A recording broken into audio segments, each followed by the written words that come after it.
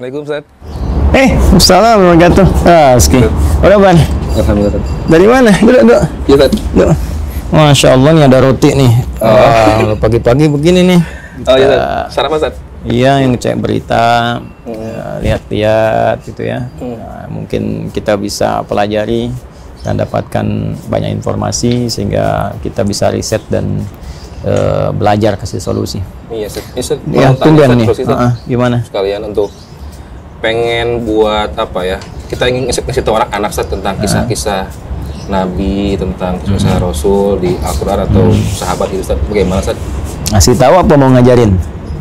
Ya mungkin sekalian, Ustaz. Ngajarin juga, Ustaz. Jadi begini, di Quran itu kan Allah menjelaskan karakter ya, bahkan pada setiap tahap pertumbuhan dan perkembangan manusia ya, tumbuh kembang. Jadi ada anak-anak, ada remaja, ada pemuda, kan? Bahkan ada yang sudah masuk levelnya di atas itu dalam konteks kekeluargaan. Itu pun dibagi lagi, ada suami, ada istri, ada ibu, ya, ada ayah, ada kakek, ada nenek tuh. Bisa beda-beda cara interaksinya. Anak-anak itu menariknya di Quran itu diberikan beberapa tahapan pendidikan, tapi seluruhnya itu mengerucut pada arahan untuk masuk ke dunia mereka gitu. Ya, contoh kalau ke anak kecil itu masih tahap-tahap awal itu banyak panggilan sayang. Makanya di Quran ada kalimat bunaya gitu kan. Nah, itu kan panggilan sayang, tasghir untuk sayang, anakku sayang. Jadi bisa kita cari misalnya kata-kata yang membuat mereka senang dengan panggilan itu. Sayang, cantik, ya, tampan, soleh, pintar gitu. Terus kalau dia sudah mulai agak naik lagi ke level, saya sekarang kelas 5 SD atau 1 SMP, sayang kurangi, perintah naikkan. Nah, supaya nanti nggak larut dalam sifat manja. Nah, kemudian nanti kalau udah naik lagi ke 3 SMP, mau kelas 1 SMA, nah perintah kurangi, sayang kurangi, jadikan teman. Karena nalar mereka sudah berfungsi. Nah, jadi kalau tadi Raski tanya misalnya, ini anak-anak level mana nih? Nah, kalau anak-anak level yang pertama, bahwa yang sayang tadi, maka kita masuk ke dunia mereka. Kadang ya kita harus jadi seperti mereka, main dengan batas tertentu, ya. Jadi seperti anak-anak walaupun tidak kekanak-kanakan. Nah, contoh misalnya kita mau mengajarkan kisah-kisah, ya mereka senangnya kan ekspresi, ya. Kemudian motorik mereka kan sedang dipacu, makanya mereka senang sesuatu yang menarik, gitu ya. Kita bisa bikin kayak lirik-lirik, gitu kan. Nah, dalam bentuk misalnya bisa dibuat lirik dengan nada tertentu, gitu kan. Terus kayak nyanyian yang mengarahkan pada informasi, nah itu senang mereka. Ya makanya mereka kan senang bunyi-bunyi. Ya, karena itu kalau kita lihat ke narasi Al-Quran, yang berfungsi pertama, yang aktif luar biasa itu pendengaran di mereka. Jadi mereka tuh kalau semakin banyak dengar informasi, nah itu semakin banyak pengetahuan didapatkan. Makanya Al-Quran tuh cepat dimasukkan dari kecil. Ya, terus kalau kita ingin didik, boleh. Ya, kita misalnya rangkai sebuah lirik, diambil dari Al-Quran maknanya, terus kita sambungkan sehingga ketika menghafal mereka bisa mengerti. Ya. Dulu ada nasyid tuh. Lirik-lirik kan sering banyak tuh ya. Ada untuk anak-anak kecil juga. Ashabul Kahfi misalnya. Ya, Ashabul Kahf tuh surat ke berapa? Al-Kahf itu surat ke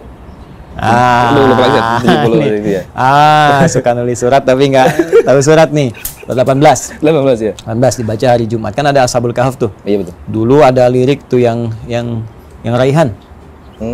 Raihan kan suka ada lirik Ashabul Kahf tuh, kan kita bisa kesampaikan ke mereka. Yang gimana, Ustaz?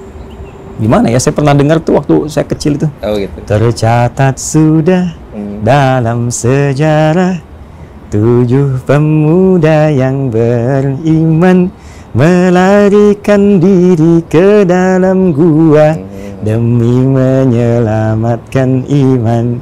Wah, itu kalau anak-anak dikasih lirik gitu, ya, terus dia nyanyikan misalnya, ya, tanpa harus ada instrumen-instrumen lain, itu aja sampaikan, ya. Disangka tidur hanya sehari, rupanya 309 tahun.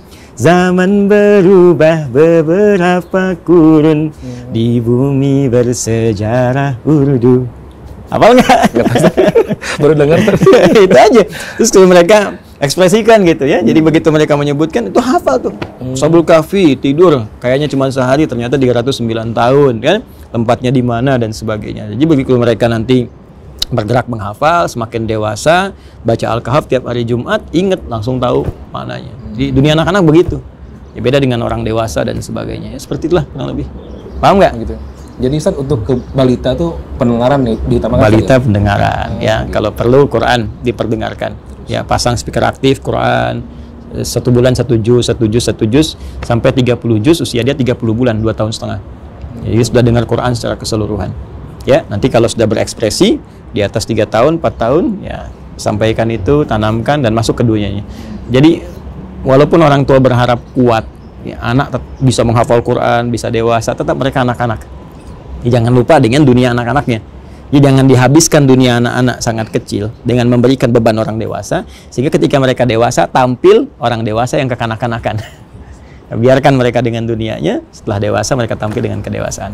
Udah, makan roti aja dulu. Jangan banyak tanya dulu ya. Boleh. Kira itu ya. Bagi nih. Ini ada 3 nih. Mau yang mana? Ini kayaknya Ustaz enak. Oke. Antum ambil itu, ambil yang ini. Baik ya. Siap. Yuk. Bismillahirrahmanirrahim.